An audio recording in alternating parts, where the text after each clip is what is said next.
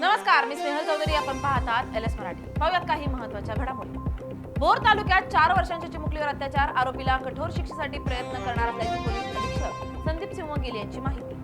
नराधमाला मृत्यूदंडाची शिक्षा झाली पाहिजे. घटनेमुळे समाजात मोठा रोष. प्रकरण फास्ट ट्रॅक कोर्टात नेणार. मुख्यमंत्री देवेंद्र फडणवीस यांची माहिती. भोर अत्याचार प्रकरणी संपूर्ण महाराष्ट्र सुन्न. न्याय मिळेपर्यंत शांत बसणार नाही. आमदार रोहित पवारांची प्रतिक्रिया. मिसिंग लिंकचे उद्घाटन झालंय, परंतु मुलींची सुरक्षितता मिसिंग. मुख्यमंत्री साहेब, कृपया याला कनेक्टिंग कायदे करून द्या. पीडितांना न्याय मिळत नसेल तर खरोखरच आरोपी जनतेच्या ताब्यात द्या. तृप्ती देसाई यांची मागणी. नसरापूर गावच्या 4 वर्षांच्या चिमुकलीसाठी न्याय हीच खरी लढाई आणि ती शेवटपर्यंत लढली जाईल. राजकारण नव्हे, मानवता जिंकली पाहिजे. भाजप नेत्या चित्रा वाघ यांचं वक्तव्य. गोकुळचा गुलाल लावून प्रतिक्रिया देईन. गोकुळची निवडणूक महायुती म्हणून लढणार. शिवाजी पाटलांना हसन मुश्रीफांचं खुलं आव्हान.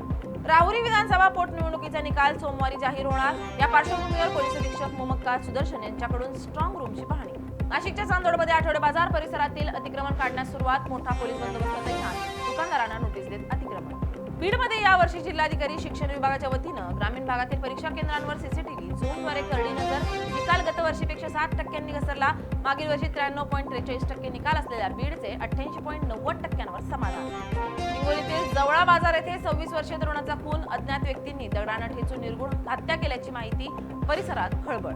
या होत्या काही महत्त्वाच्या घडामोडी. पाहत राहा LS मराठी.